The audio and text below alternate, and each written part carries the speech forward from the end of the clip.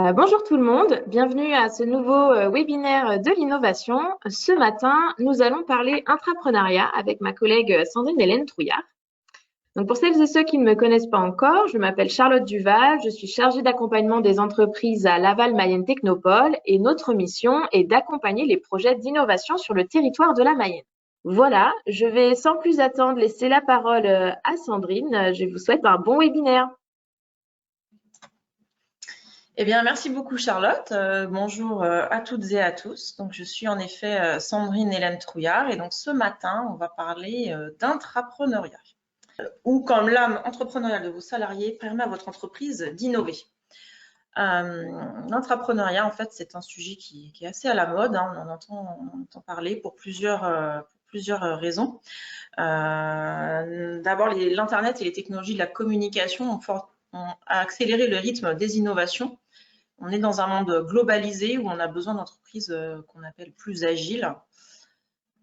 Et en même temps, à l'inverse, la structuration, l'organisation hiérarchique de grandes entreprises peuvent les pénaliser dans leur capacité à se réinventer et à s'adapter à ces évolutions rapides. En même temps, on assiste à ce qu'on appelle la montée de la génération Y, la génération Z, qui cherchent du sens et de l'autonomie dans leur travail. Et puis, on entend aussi énormément parler du succès des startups, la Startup Nation, etc., qui démontrent qu'une approche entrepreneuriale du business peut être très efficace. Donc, voilà, l'intrapreneuriat, un mot très à la mode. En même temps, c'est un mot qui peut être compris de plusieurs façons, qui englobe plusieurs concepts ou plusieurs choses. Tout le monde ne comprend pas forcément la même chose quand on parle d'intrapreneuriat.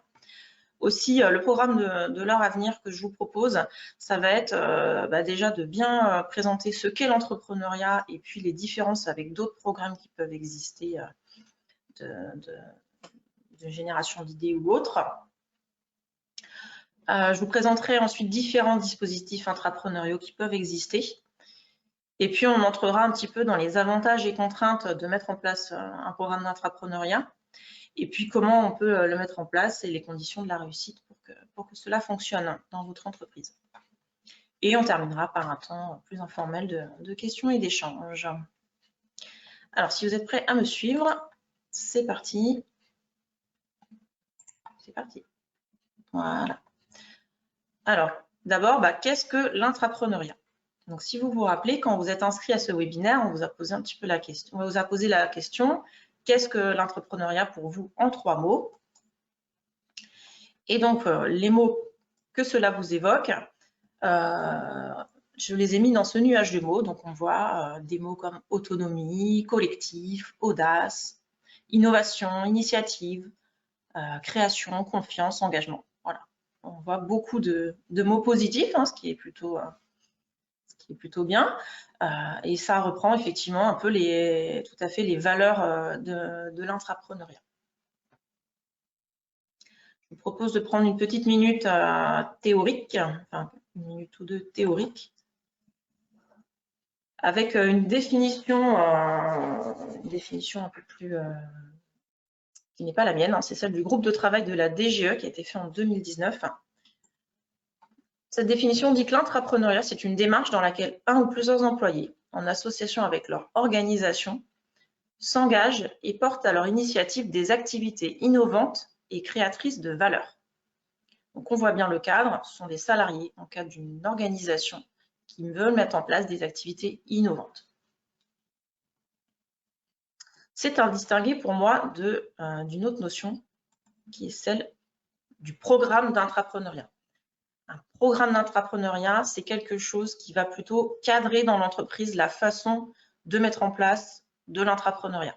Donc, c'est la définition du professeur Bouchard, un ensemble de ressources, d'actions, de processus, d'outils managériaux et de formes organisationnelles qui sont mis en place pour favoriser l'adoption d'approches entrepreneuriales au sein d'entreprises établies. En fait, pour résumer et pour faire simple, l'intrapreneuriat peut être une démarche dans laquelle se trouvent un ou une ou plusieurs salariés de vouloir mettre en place des choses nouvelles, etc. Et le programme d'intrapreneuriat est quelque chose qui va essayer de cadrer, de favoriser ça et de permettre de s'épanouir en fait au sein de l'entreprise. Donc, des entreprises peuvent tout à fait, au jour d'aujourd'hui, avoir des salariés qui sont des intrapreneurs, mais qui ne sont pas forcément identifiés comme tels ou qui ne sont pas forcément accompagnés par des programmes qui auraient été mis en place de façon consciente. Alors, quelle différence finalement peut-on faire entre l'intrapreneuriat et l'entrepreneuriat? Donc, tout simple, déjà de façon simple, donc l'intrapreneur c'est un salarié de l'entreprise, tandis que l'entrepreneur il est son propre patron. Les ressources et les moyens qui sont mis à la disposition de l'intrapreneur ne sont pas les siens, ce sont ceux de l'entreprise qui l'emploie, tandis que l'entrepreneur va avoir à disposition uniquement ses propres ressources et ses propres moyens avec, pourquoi pas, des associés ou des investisseurs.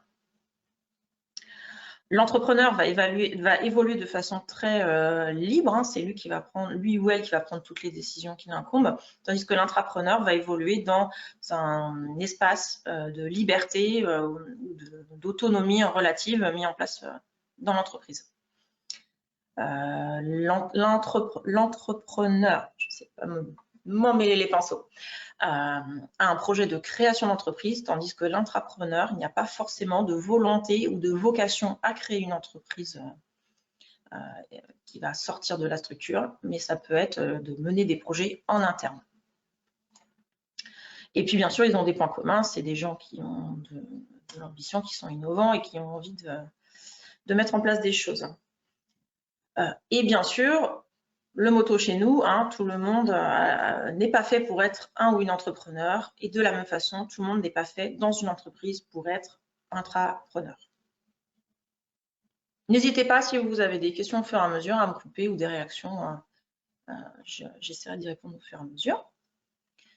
Alors parfois, on me parle aussi de l'essaimage. C'est quoi la différence finalement avec l'essaimage? C'est la même chose, est-ce que l'intrapreneuriat c'est de l'essaimage? Alors pour moi, c'est différent. L'essaimage, c'est plutôt la démarche qui consiste pour une entreprise à aider ses salariés à créer leur propre société ou à en reprendre une. C'est plutôt pour moi une mesure d'accompagnement au départ. Donc au départ de l'entreprise. Ça peut être accompagné, ça peut être aussi dans le cadre de licenciement ou de réduction des effectifs d'une entreprise. Toutefois, l'entreprise peut apporter son aide pour l'accompagnement, que ce soit d'un point de vue conseil, matériel ou finance. L'entreprise peut accorder un congé création d'entreprise de 12 mois renouvelable pour être à temps partiel ou à temps plein. Et donc, l'entreprise créée par le ou la salariée peut avoir tout type d'activité qui peut être vraiment complètement différente de celle de l'entreprise mère, on va dire. Donc, le nombre d'entreprises créées par essaimage en France, il est estimé à 15 000 à peu près par an. On peut avoir un transfert de technologie ou de savoir-faire, mais ça peut vraiment être n'importe quel type de création, même de développement de nouvelles compétences. Et alors, parfois on parle aussi de hackathon. Mais alors, l'entrepreneuriat, est-ce que c'est également un hackathon? C'est la même chose ou pas? Un hackathon, en fait, c'est un mot qui a été créé, donc qui correspond à la contraction de hack et de marathon. Donc, c'est plutôt un marathon dans le sens où, à l'origine, en fait, généralement lors d'un week-end, pendant 2-3 jours, on a des équipes qui se créent avec différentes compétences, souvent des étudiants, des développeurs, des designers ou autres, qui sont organisés en équipe autour d'un ou plusieurs porteurs de projets pour finalement tester une idée et produire un prototype en quelques heures.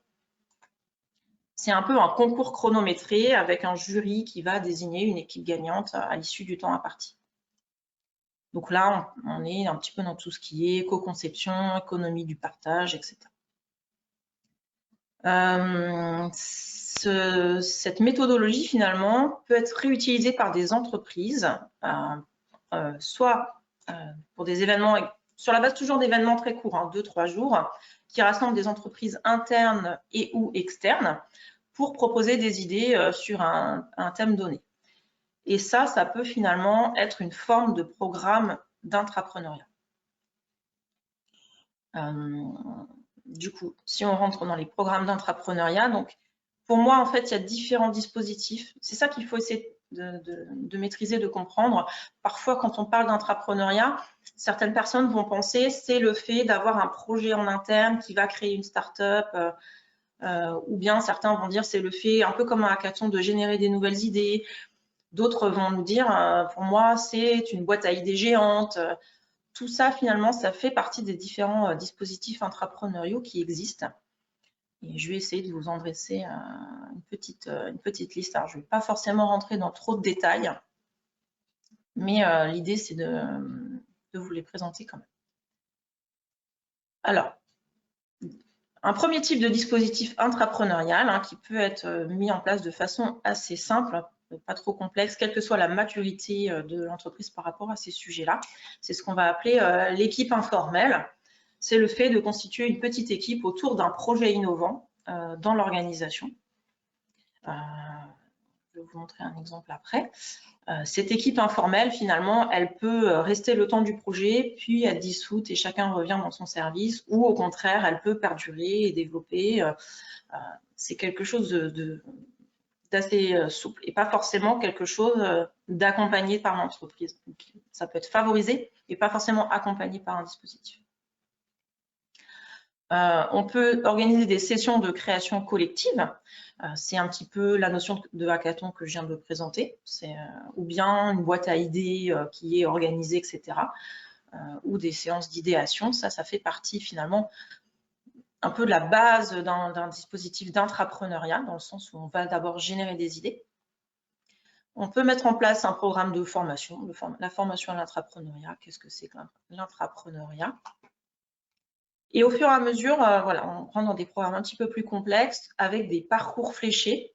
Donc là, il y a deux types qui sont indiqués, le parcours fléché interne et le parcours fléché ouvert, qui est un peu une variante en fait de ce parcours fléché. L'idée d'un parcours fléché, c'est qu'on propose à l'ensemble des employés une marche à suivre pour être accompagné dans le développement d'un projet innovant. Et pour ça, on va s'appuyer sur des ressources, des aides et des expertises qui sont soit internes, donc un parcours fléché interne, soit interne plus externe dans le parcours fléché ouvert.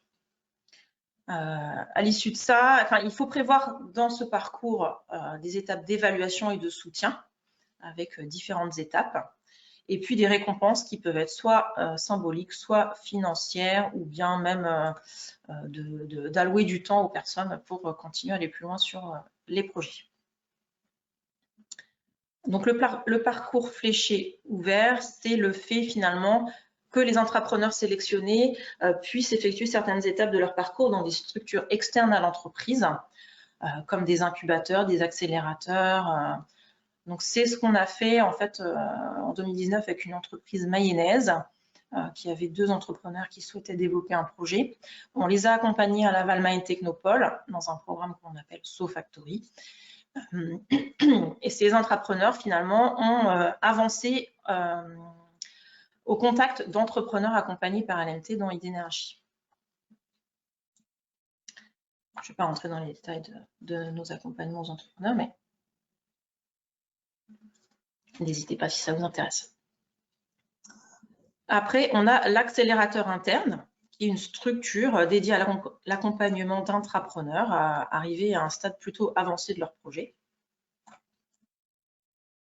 Ça peut être aussi ce qu'on appelle le lab d'innovation qui peut aussi faire office d'accélérateur interne. Et, on peut avoir une division interne, donc là, on va carrément avoir des ressources, une business unit carrément dédiée à ça. Est-ce que, si vous n'avez pas de questions là-dessus, je vais passer peut-être à quelques exemples de projets intrapreneuriaux. Sinon, PowerPoint veut bien changer de slide. Voilà. Donc, quelques exemples de projets intrapreneuriaux. Le premier nous a été remonté par un participant. Je crois que Richard, tu es connecté, tu es en ligne lorsqu'il s'est inscrit. Donc, Richard Zuber, entreprise VNB.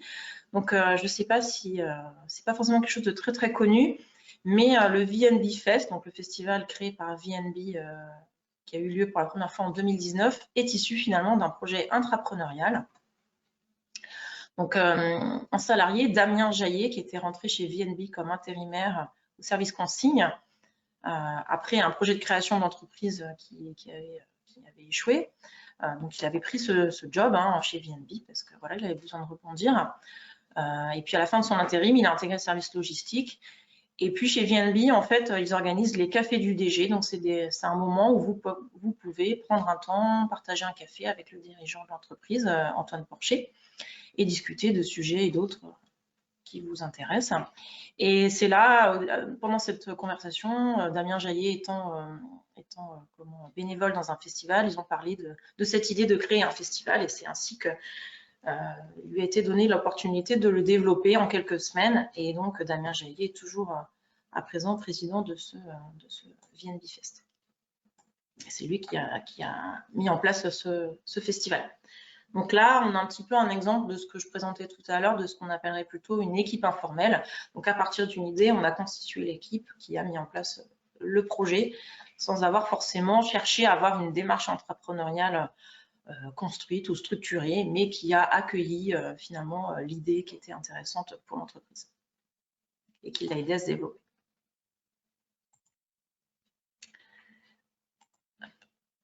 Un deuxième exemple, c'est Vinci Immobilier. Eux, c'est plutôt un exemple dans l'autre sens. Ils ont identifié une idée embryonnaire de nouvelle activité qui semblait tout à fait intéressante, innovante et puis disruptive pour les activités de Vinci. Et ils ont voulu la développer en interne, et là, ils ont été chercher finalement, et ils ont cherché à identifier des collaborateurs qui ont été sélectionnés pour devenir les entrepreneurs du moment. Donc, c'était un enjeu assez stratégique. Et donc, tout ça a été poussé par le comité exécutif de l'entreprise, validé avec des cadres dirigeants, etc. Donc, c'est un projet dont ils ne donnent pas les détails, ça reste, mais c'est une activité qui aujourd'hui génère du chiffre d'affaires et des nouveaux revenus. Donc, ils ont essayé d'identifier des personnes qui avaient finalement les compétences pour devenir des dirigeants d'activité en interne chez eux. Et du coup, je voudrais vous proposer, effectivement, Charlotte a déjà mis la question dans le chat, mais avez-vous des exemples d'autres projets intrapreneuriaux à nous participer? Est-ce que ça vous évoque d'autres choses?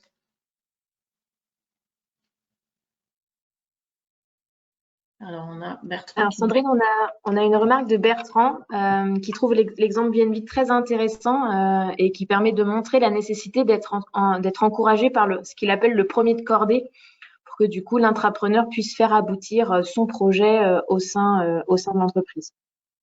Oui, tout à fait. C'est un sujet sur lequel on va revenir après, mais c'est effectivement très important. Je ne vais pas en dire plus. Mais sinon, dans les personnes qui se sont inscrites, donc on nous a cité Google également. Google qui met en place, il me semble, un dispositif qui met à chaque salarié de passer, je crois que c'est une journée par semaine pour travailler sur des projets totalement décorrélés du quotidien, quelque chose qui les intéresse. Et c'est ainsi que Gmail a été créé au sein de Google il y a quelques années, une bonne dizaine d'années, je pense. Le challenge de l'innovation du Crédit Agricole a été cité également. Je sais que la RATP en met en place, Total, La Poste, etc. Et dans des exemples plus proches, il y a également l'entreprise Jouve qui a communiqué là-dessus l'année dernière, qui ont fait un programme intrapreneurial. Alors, je ne crois pas qu'ils aient communiqué sur les projets en eux-mêmes, mais des salariés ont pu proposer leurs idées de projet et puis en faire des prototypes pour présenter au comité de direction. Oui, tout à fait. Merci, Charlotte. Bon, alors dans ce cas, s'il n'y a pas plus d'exemples, je vais poursuivre sur les avantages et les contraintes.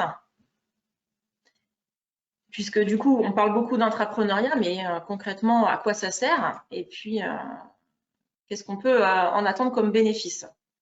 Alors, les bénéfices dans l'entrepreneuriat, ils sont vraiment à plusieurs niveaux. Donc, on parlait tout à l'heure du premier de cordée qui doit vraiment encourager ceci. Effectivement, l'entrepreneuriat, ça se vit à tous les niveaux de l'entreprise, donc au niveau innovation, bien entendu, mais aussi au niveau ressources humaines, puisque c'est aussi un outil de management.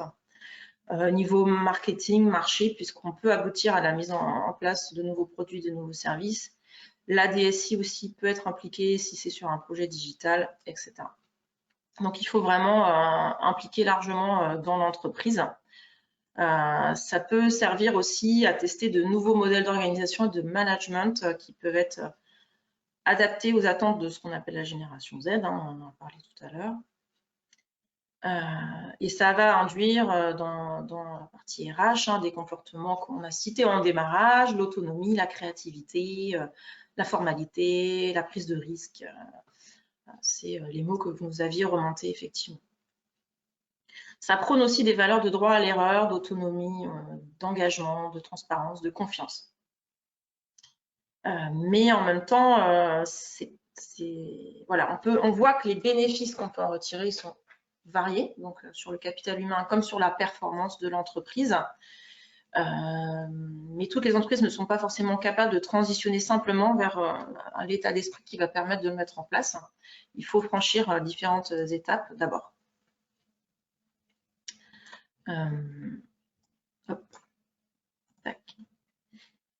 Mais il y a aussi un revers à cette médaille et un certain nombre de contraintes. Pour le salarié intrapreneur qui devra gagner en autonomie, voire s'auto-manager, ça peut conduire à une charge de travail et un stress plus important. De plus, l'entrepreneur n'est pas propriétaire forcément de l'activité qu'il crée. Ça peut être une source de démotivation, donc il faut faire attention à ça. Il n'est pas complètement libre de ses actes, donc son projet et son action doivent s'inscrire dans la stratégie globale de l'entreprise. Il ne peut pas juste choisir, parce qu'il y a un projet qui lui plaît, de le développer si ça n'a pas vraiment de lien avec la stratégie de l'entreprise. Et en cas d'échec du projet, l'entrepreneur peut se sentir fragilisé. Donc pour l'entreprise, je l'ai dit, mais ça nécessite, ça ne s'improvise pas, ça demande une bonne préparation, une bonne structuration, donc ça on va en parler après. Ça peut être très consommateur de ressources et la réussite n'est pas forcément garantie. Ça peut aussi mettre en péril un équilibre hiérarchique dans l'entreprise, donc il faut vraiment bien prendre tout cela en compte. Alors, je continue du coup sur la mise en place d'un programme intrapreneurial. Alors, ce qui est très important, c'est vraiment la réflexion en amont. Il faut vraiment prendre un temps important en amont pour réfléchir, d'abord en prenant en compte l'existant dans l'entreprise, quelle est la maturité de l'entreprise par rapport à l'innovation, à l'intrapreneuriat. Et puis, il faut bien se mettre en tête qu'il n'y a pas de solution toute faite qu'on peut faire copier-coller qui va fonctionner pour toutes les entreprises. Comme je l'ai montré tout à l'heure, il existe de nombreux dispositifs avec des caractéristiques et des impacts en fait qui vont être très différents. Pour autant, toutes les réponses sont bonnes, mais il faut vraiment s'inventer son propre modèle. Il n'y a pas il faut s'inventer son propre design en fait. Il faut commencer pour moi par définir les finalités, les objectifs attendus et espérés. Est-ce qu'on veut créer l'innovation de rupture de demain qui va faire un peu comme Vinci Immobilier, qui va faire qu'on va remplacer notre business, qu'on auto-remplace notre business sans se faire prendre par la concurrence, on va dire. Est-ce qu'on veut plutôt être dans une acculturation des équipes pour qu'elles soient plus agiles, plus autonomes, ou qu'elles évoluent plus vite dans la mise en place des projets d'innovation? Est-ce qu'on veut instaurer une dynamique? Est-ce qu'on veut peut-être aussi une amélioration continue? Donc là, c'est un exemple que je n'ai pas cité, mais par exemple, l'entreprise Vilo propose à chaque salarié de proposer plusieurs idées par an, enfin, demande en fait à chaque salarié de proposer plusieurs idées par an d'amélioration simple à mettre en œuvre dans l'entreprise.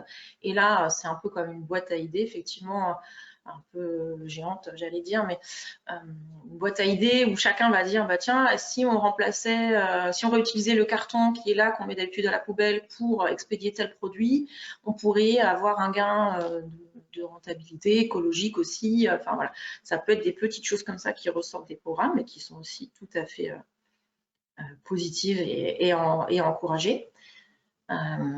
Est-ce qu'on veut donner un thème dans le sens technique par rapport à une thématique qui intéresse l'entreprise, ou est-ce qu'on va accueillir tout type d'idées, quel que soit le secteur d'activité?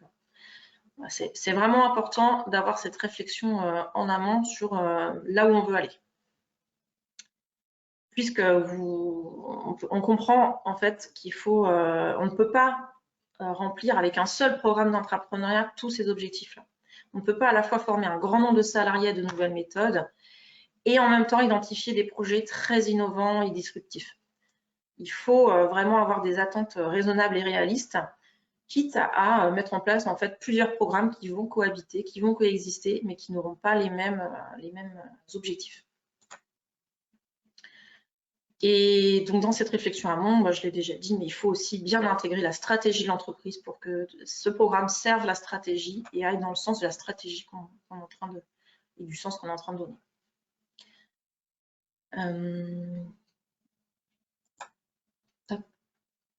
Et après, une fois qu'on a cette première étape, la deuxième étape pour moi, elle est de rentrer plutôt dans les modalités opérationnelles.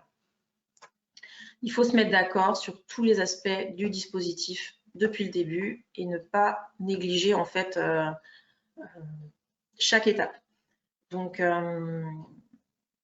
déjà réfléchir à qui sont les parties prenantes du programme. Est-ce que ce sont uniquement les salariés? Mais souvent les salariés sont dans le cadre d'un qu'on appelle un middle management, donc des managements intermédiaires. Il y a également les ressources humaines, les achats, on peut avoir le marketing, le commercial, la DSI, vraiment qui sont les parties prenantes du programme. Il faudra réfléchir aussi au temps qu'on met à disposition des entrepreneurs. Est-ce que c'est en plus de leurs tâches ou est-ce que c'est du temps qui est dédié? Quel pourcentage? Est-ce que ça augmente au fur et à mesure ou est-ce que c'est dès le début, etc.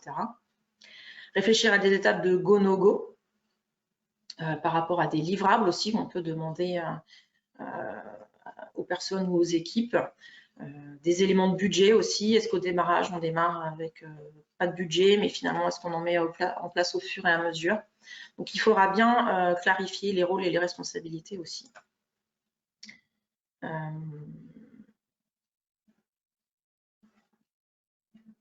Voilà. Et ah oui, un point également important que je voulais aborder, c'est comment valoriser finalement les personnes qui se mettent, qui rentrent dans ce processus d'entrepreneuriat, quelle que soit l'issue finalement de ce programme, enfin, du projet, qu'ils réussissent ou qu'ils ne réussissent pas. La personne va avoir appris des choses, donc il faut pouvoir mettre ça en valeur en fait et avec une façon de récompenser la personne. Alors, c'est pas toujours fréquent, mais là je vais quand même vous parler tout de suite des causes d'échec en fait.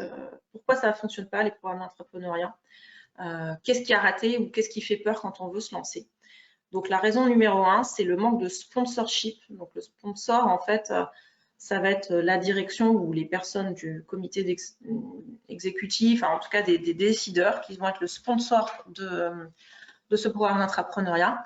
Donc si on n'a pas le bon sponsor, si on a fait un mauvais choix ou s'il y a un manque d'engagement de ces sponsors, ça va forcément découler sur des difficultés ou un échec. Si le sponsor au bout d'un moment, si c'est pas suffisamment ancré aussi dans les objectifs ou de ce qu'on veut faire, quand on a un changement de sponsor, la personne qui va peut-être être mutée ou qui va quitter l'entreprise, le risque c'est que le programme du coup n'ait pas suffisamment de raison d'être et ne fonctionne plus en fait. On peut aussi avoir des freins forts de ce qu'on appelle le middle management, enfin le management intermédiaire, qui ne voit pas l'intérêt du programme et qui vont au contraire freiner un petit peu des cas de fer, puisqu'on va dire là on est en train de prendre de la ressource en fait, des gens dont j'ai besoin, souvent des gens compétents, impliqués, et on va me les enlever pour les mettre dans un programme dont je ne vois pas forcément l'intérêt, avec des retours à long terme. On peut avoir un effet boomerang où le middle management finalement va plutôt, comment dire, mettre de la pression sur la personne, sur l'entrepreneur et va faire un peu échouer le projet. Il y a un risque fort aussi de pas assez de mobilisation interne à tous les niveaux avec un manque de communication. Donc, Même chose, les gens ne comprennent pas trop pourquoi on fait ça, quel est le but. Finalement, les retours, on ne les comprend pas très bien. Qu'est-ce qu'on attend comme retour sur investissement? C'est du long terme, ça n'a pas tellement d'intérêt, ça coûte cher, etc. On a des risques aussi si l'atterrissage du programme n'est pas pensé ou pas assez anticipé, avec une mauvaise gestion des suites. On peut même avoir un effet boomerang où les intrapreneurs, finalement, peuvent être assez déçus de ce qui est généré. On génère des attentes fortes, des envies, et puis on n'est pas accompagné sur une suite, qu'elle soit positive ou négative, et un retour dans une routine qui va, en fait, vraiment, parfois même, à l'inverse, pousser les talents, finalement, à quitter la structure, parce qu'on leur a promis des choses, on leur a fait miroiter des choses, et si on pense qu'il n'y a pas d'action, que on ne rentre pas dans l'action suffisamment, en fait, la personne va être démotivée et va au contraire quitter l'entreprise. Et puis, on peut avoir le problème d'autonomie des entrepreneurs qui n'est pas suffisante, avec un poids de la hiérarchie ou de la bureaucratie qui va être trop forte et qui va constituer des freins. Hop. Si je résume ça finalement, tout ce que je vous ai présenté en conditions de la réussite, alors il y a certaines qui ont été évoquées dans le chat, hein, j'ai vu. Donc la première, effectivement, c'est un engagement total et visible de la direction. Il faut vraiment que l'entrepreneur, c'est comme finalement si on met en place une responsabilité sociétale et environnementale ou une qualité totale, si la direction n'est pas 100% derrière le projet, les gens vont vite comprendre que c'est un gadget finalement, ou c'est de la communication, que c'est du superficiel et donc il va y avoir un désengagement.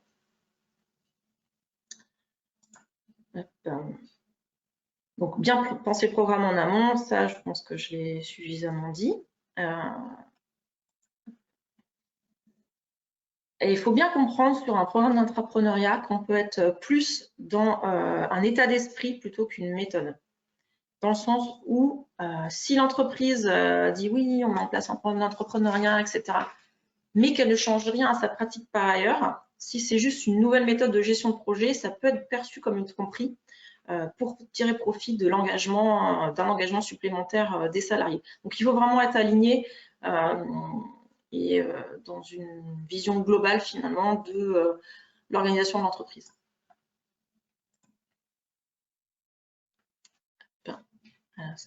Alors, numéro 4, s'il vous plaît. PowerPoint. Se rebelle. Voilà. Le numéro 4, c'est l'acceptation du risque. Pareil, je l'ai vu dans le chat. Il n'y a pas de démarche entrepreneuriale sans risque. Il n'y a pas de démarche sans échec possible. Donc, il faut vraiment être prêt à perdre de l'argent, perdre du temps et voire même à perdre les meilleurs éléments de l'entreprise qui, après avoir goûté à cet exercice, peuvent avoir envie de se lancer dans un programme entrepreneurial ou autre. Mais du coup, la perte de talent peut être compensée par l'attraction de nouvelles personnes. Il faut donner une confiance a priori. Donc, en fait, ce genre de démarche est complètement incompatible avec une envie de tout contrôler. Si on est sur des dirigeants qui ont une envie de tout contrôler, ça ne va pas fonctionner. Il faut vraiment qu'il y ait une autonomie et une confiance. Et ça peut être quelque chose de rédhibitoire pour certaines entreprises. Et la confiance, ce n'est pas quelque chose qu'on décrète, c'est vraiment quelque chose qui doit être au cœur de l'entreprise, qui est ou qui n'y est pas, et qui peut s'acquérir, bien sûr. Le numéro 6, c'est que les personnes sont plus importantes que les idées. C'est avant tout une démarche, une approche managériale. Il faut privilégier les personnes avant les idées, sinon c'est une grosse erreur. Il vaut mieux une idée moyenne portée par une personne capable d'entreprendre qu'une idée géniale qui est portée par quelqu'un qui finalement a peu d'appétence à la porter ou à la faire aboutir. Il faut bien se faire accompagner, donc ça ne s'improvise pas. Donc on peut avoir des briques, des choses qui sont mises en place par la RH, la communication, l'innovation, le marketing, mais il faut surtout faire appel à des structures qui aussi ont une habitude d'accompagner les entrepreneurs. Donc il ne faut pas hésiter, si vous êtes dans ces démarches-là, à solliciter des structures comme Lavalmain Technopole ou d'autres. Pour guider en fait tout au long du processus. il faut bien récompenser l'entrepreneur ou l'intrapreneur. Quel que soit finalement le type de programme qu'on veut mettre en place, il faut réfléchir à une récompense de celui ou celle qui s'engage, qui doit être perçu comme juste. Donc, il ne faut pas mettre en place quelque chose d'un peu trop gadget, des chèques cadeaux pour quelqu'un qui aura passé tous ses week-ends à coder une nouvelle application. Il faut vraiment une récompense à la hauteur de l'engagement des personnes. Et même si c'est fait dans le cadre du contrat de travail, il ne faut pas hésiter si on arrive finalement à créer une nouvelle structure, à faire ce qu'on appelle une spin-off, à permettre à l'entrepreneur d'être au capital de cette entreprise de façon majoritaire. Et puis aussi, il faut bien valoriser les acquis des entrepreneurs, que ce soit juste dans les méthodes aussi, dans le savoir-être finalement acquis tout au long de la démarche et après la démarche. Et puis, pour moi, il faut s'inscrire vraiment dans la durée. Donc, il ne faut vraiment pas chercher des résultats à court terme. C'est vraiment un processus qui va prendre du temps à se mettre en place, qui va prendre du temps à faire ses preuves avec des résultats concrets. Si vous êtes vraiment à chercher quelque chose de trop court-termiste, vous risquez d'être dans une image de gadget et donc être vraiment… Au bout de 2 ans, on se dit tiens, bah oui, c'était sympa, il y a eu quelques idées, mais vraiment on a peu de résultats et ça coûte assez cher, donc finalement on va s'arrêter là. Il faut vraiment tout de suite se porter sur du long terme. Du coup, je m'approche de ma conclusion, donc on voit c'est quelque chose de complexe en fait de mettre en place un programme d'entrepreneuriat. Pourtant, les bénéfices qu'on peut en retirer sont réels, surtout pour les structures un peu grosses ou qui veulent vraiment gagner en agilité. Et puis, au niveau des salariés aussi qui peuvent gagner en motivation et en autonomie, c'est vraiment quelque chose qui peut être vraiment très, très bénéfique. Du coup, je vois qu'il y a eu quelques questions dans le chat, ça tombe bien, c'est le temps des questions et des remarques. Il nous reste un petit quart d'heure. Yes. En effet, j'ai reçu une première question donc d'Antoine qui demande si tu as des exemples de portage de ce type de structure auprès des directions. Finalement, la question qu'il y a derrière, c'est comment on fait les employés pour vendre leur concept, vendre leur idée. Donc là, on est dans le cadre où c'est le ou la salarié qui va proposer une idée. Est-ce que tu as des exemples ou des conseils pour vendre son idée? Pardon. Alors, au niveau du salarié qui voudrait mettre en place, c'est pas évident parce que là, alors, on a eu l'exemple de VNB où on voit que là, par rapport à une idée qui a été jugée comme bonne, il y a eu des choses de mise en place. Mais on a aussi, et ça a bien été remarqué dans le chat, on avait un climat favorable en fait, on avait une écoute favorable pour mettre en place ça. Donc, si vous êtes dans une structure qui permet en fait ce qu'on appelle un peu le bottom-up, c'est les idées qui vont venir du terrain, qui vont remonter dans le cadre de la direction pour être écoutées et mises en place, il faut qu'il y ait un terreau favorable, il faut qu'on sente une appétence. Sinon, je pense que la personne, on peut essayer, mais souvent, enfin, il faut que ce soit accueilli en fait. Non, il faut qu'il y ait un terrain favorable. Oui, c'est un petit peu ce que tu disais tout à l'heure. En fait, enfin, à t'écouter, j'ai l'impression qu'il y a un peu deux cas de figure. Il y a le premier cas de figure où c'est une entreprise qui va avoir la volonté d'acculturer ses salariés à l'entrepreneuriat, à l'intrapreneuriat, et du coup qui va mettre en place un certain nombre d'actions pour favoriser l'émergence d'idées et de projets. Et en face, on va avoir des entreprises qui vont plutôt être à saisir les opportunités qui vont venir lors d'échanges avec des salariés, qui vont avoir des idées particulières. Oui, voilà, tout à fait. Donc là, on est dans ce qu'on appelle un petit peu l'équipe informelle. Hein. Donc après, on l'a vu, hein, ça peut être mis en place un petit peu, quelle que soit la maturité, mais voilà, il faut qu'effectivement, il y ait un aval de la direction par rapport à ça. Après, si vous travaillez dans la service innovation, c'est un petit peu différent, puisque là, ça peut être l'idée de dire on aimerait mettre en place une démarche d'intrapreneuriat, donc c'est pareil, il faut aller convaincre les dirigeants des bénéfices qu'on peut en retirer, en essayant de leur amener un petit peu une réflexion globale en disant voilà ce qu'on imagine qu'on pourrait faire pour travailler sur certains sujets qui sont stratégiques de long terme ou qui gagneraient à être réfléchis dans un mode différent en fait. Il n'y a pas de réponse aisée à cette question en fait. On a une autre question. Je pense que tu y as en partie répondu avec les conditions de réussite et les raisons d'échec. Donc c'est de nouveau Antoine qui remarque qu'il faut que l'entreprise soit prête à allouer ou à diverger des ressources et donc à accepter les résultats ou l'échec, comme tu disais, et qui vont finalement un peu secouer la structure, qui vont un peu changer les habitudes. Et il se demande si ça semble plus propice à des groupes de taille significative plutôt qu'à des petites entreprises, par exemple. Bah, moi, je pense que c'est faisable absolument à tous les niveaux. Après, la difficulté, elle est, comme toujours, c'est les ressources, hein. Il faut que, si on veut permettre aux gens d'allouer du temps, ça coûte de l'argent tout de suite, hein. Donc, après, voilà, les exemples qu'on voit sur l'intrapreneuriat et les choses qui sont structurées avec des programmes, c'est effectivement des structures d'une certaine taille, puisque c'est les structures qui ont le plus à gagner ou qui ont le plus de difficultés à être dans l'agilité ou dans le mode projet entre différents services au final. On a Bertrand qui commente à ce sujet, qui dit que par expérience, la structure a plutôt tendance à réallouer les ressources existantes au sein de l'entreprise vers le projet et du coup de redéfinir la gestion des priorités pour permettre au projet d'être étudié et de voir le jour. Effectivement, oui, oui, oui, oui. Mais après, voilà, c'est toujours les arbitrages qui sont compliqués pour une structure. Mais si la structure est déjà en capacité de dire je gère des priorités et je mets de côté d'autres projets pour que celui-ci puisse exister, c'est déjà bien. Parce que c'est de dire effectivement aux salariés, bah écoutez, un programme d'entrepreneuriat qui serait mal mené serait de dire bah allez-y, faites-le, mais c'est en plus de tout le reste, quoi.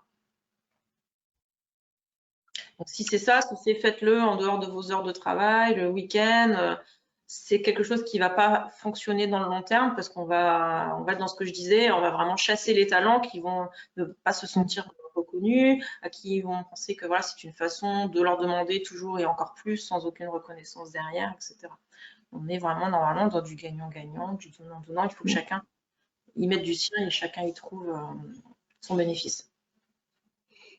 Tout à l'heure, dans les conditions de réussite, tu parlais d'accompagner la démarche, d'accompagner les projets, et on a une nouvelle remarque d'Antoine qui disait, est-ce que du coup aider, ça veut forcément dire ressources externes? Si je me permets un peu d'extrapoler la question, c'est est-ce que c'est forcément une structure externe qui va venir accompagner les projets, ou est-ce qu'on peut imaginer que au sein d'une entreprise, il y ait un ou une chargée du programme entrepreneurial qui va, et c'est cette personne qui pourrait avoir les compétences en interne pour accompagner les projets intrapreneuriaux. Est-ce que tu Oui, as un oui, avis sur la question? oui, oui, oui, effectivement. L'accompagnement des projets d'entrepreneuriat peut être tout à fait fait en interne par une personne qui va être soit de l'innovation, soit l'innovation transverse, soit éventuellement les RH. Mais il faut voir quelles sont les compétences de la personne qui va porter ça. Est-ce qu'elle a vraiment, et qu'elle n'hésite pas à se faire encadrer. Donc là, dans l'exemple avec Nancy, c'était School Lab. Nous, on l'a fait avec Gruo. Il faut penser, en fait, il y a deux choses. Il y a le programme en lui-même, l'accompagnement finalement en interne de l'entrepreneur. Et il y a aussi l'interface à tous les niveaux où on va, finalement, c'est comme l'huile dans les rouages, où on va aussi expliquer à chacun l'intérêt de cette démarche-là, pourquoi on la met en place, qu'est-ce que l'entreprise en attend de façon globale, et donc que chacun soit prêt à faire une place à ça dans l'agenda des gens qui vont être impliqués finalement, avec un objectif qui va être un objectif long terme qui sera plus facilement atteint avec une démarche d'entrepreneuriat qu'une autre démarche en fait. Yes. Donc on peut tout Nouvelle... à fait avoir des Oui, programmes pardon. d'entrepreneuriat en interne sans avoir une intervention d'une structure externe, hein. Après, la structure externe, elle peut vous faire gagner du temps à la mise en place, vous donner des conseils aussi au fur et à mesure, quoi. C'est ça, en fait, c'est à chaque entreprise de jauger en fonction des compétences qu'elle a en interne, du temps qu'elle a alloué à l'accompagnement de ses projets. C'est est-ce que du coup, je désigne quelqu'un en interne ou est-ce que je fais appel à des compétences externes? Voilà. Alors du coup, on a Antoine qui nous propose les mots-clés qui posent les bases pour reconnaître les entreprises compatibles avec l'entrepreneuriat. Il propose agilité, mode projet, confiance et délégation. Et Bertrand complète en disant, en ajoutant la nécessité de chiffrer en amont de façon réaliste, finalement, quelle ambition on a dans ce projet. Tout à fait. Si je peux rebondir du coup sur ces deux remarques, je vous ai mis là sur cette slide pour aller plus loin des ressources, notamment le guide ultime pour lancer un programme d'intrapreneuriat. Donc, si vous le téléchargez, vous allez voir que la première chose qu'il propose, en fait, c'est effectivement de voir si l'entreprise est intrapreneuriat compatible, quelle est sa maturité par rapport à cette thématique-là, est-ce qu'elle peut s'engager ou pas. Et puis après, vous y trouverez plein de ressources pour mettre en place quelque chose en autonomie si vous le souhaitez. Et pareil sur le dernier lien, pardon, comment choisir le bon dispositif pour mon programme d'intrapreneuriat. Donc, ce que je vous ai présenté tout à l'heure avec la petite courbe par rapport à la complexité, vous trouverez plus d'informations si vous souhaitez creuser ce que j'ai présenté.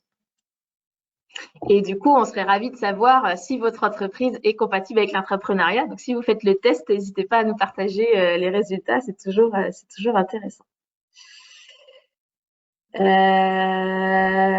Yes. Antoine complète de nouveau la question de allouer une ressource avec l'acceptation de la possibilité de la dépenser pour rien. C'est un petit peu ce que tu disais tout à l'heure, accepter les risques, et puis faire confiance a priori. Finalement, on n'a pas la même logique héroïste que sur des projets plus classiques sur ce genre de démarche. C'est un petit peu aussi, on en parlait la dernière fois, ce côté de test and learn. Je vais tester mon idée et puis je vais apprendre et puis je vais voir derrière si je continue ou pas. Ouais, complètement. Sur cette notion de ROI, une des façons de tuer dans l'œuf les idées intrapreneuriales, c'est de leur appliquer finalement la grille qu'on va appliquer à n'importe quel projet d'innovation. En attendant des retours sur investissement effectivement un peu clairs, certains. Alors sur quel marché on va le mettre en place, quel client, quel pourcentage, etc. Si vous appliquez à une idée naissante cette grille de jugement qui va être plutôt sur d'autres types de projets, là vous êtes sûr de la tuer dans l'œuf, hein, ça c'est clair. Hein.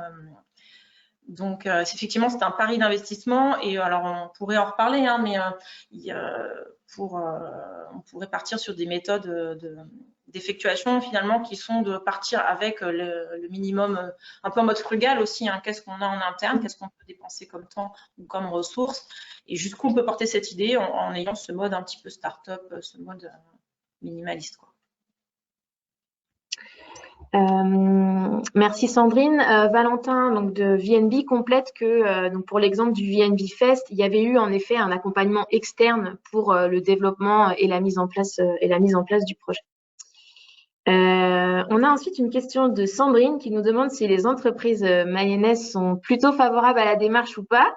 Donc je vais te laisser y répondre, mais moi j'ai envie de dire, parmi les entreprises qui sont avec nous ce matin, qu'est-ce que ça vous donne comme idée? Est-ce que vous auriez envie de faire ça chez vous ou pas? Puis maintenant, je te laisse répondre, Sandrine, si tu veux. Oui. Après, bon, voilà, c'est comme tout, c'est difficile de faire une généralité hein, par rapport à chaque entreprise étant différente. Et puis, c'est des démarches qui sont quand même, on l'a vu, hein, qui peuvent plus ou moins prendre du temps à se mettre en place. Donc, et ça nécessite un état d'esprit. Donc, voilà, j'ai envie de dire, réponse de Normand, certaines oui et certaines non. Voilà.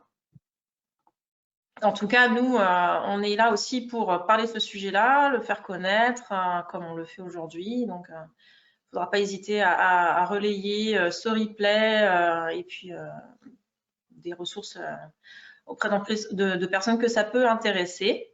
Nous, on sera ravis d'en discuter plus en détail avec les personnes que cela intéresse pour mettre en place des choses, qui sont, comme on l'a dit, voilà, à chaque fois différentes en fonction de l'entreprise. Oui, c'est ce que j'avais un petit peu envie d'ajouter là pour celles et ceux qui auraient envie d'en savoir un petit peu plus ou de creuser un petit peu plus avec le cas particulier de leur entreprise. Enfin, faut pas qu'ils hésitent à te contacter pour prendre rendez-vous, pour discuter de manière plus précise des spécificités de chaque entreprise. Et donc, Super. du Bah, coup, alors voilà, Richard répond à la question de Sandrine sur est-ce que les entreprises sont favorables à cette démarche. Donc, Richard, qui travaille chez VNB également, qui dit que du coup, ça a été inscrit dans le projet 2025 de l'entreprise d'apporter une dimension entrepreneuriale à l'entreprise.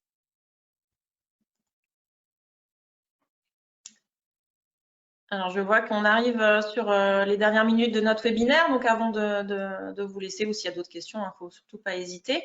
Je vous donne rendez-vous le 3 juin. Alors, on est en mode extrêmement optimiste, puisqu'on était parti pour faire la journée Innovdia à l'hippodrome de Laval en présentiel, l'après-midi de 14h à 18h30. Donc, c'est une journée dédiée à l'innovation de service. Donc là, ce qu'on va vous proposer à cette occasion-là, ça va être d'échanger par petits groupes avec des dirigeants et des dirigeantes d'entreprise qui ont mis en place des projets d'innovation et donc d'être dans un entretien VIP, on va dire, avec ces personnes pour leur poser toutes les questions que vous souhaitez sur comment vous avez fait ça et là, comment vous avez traité ça.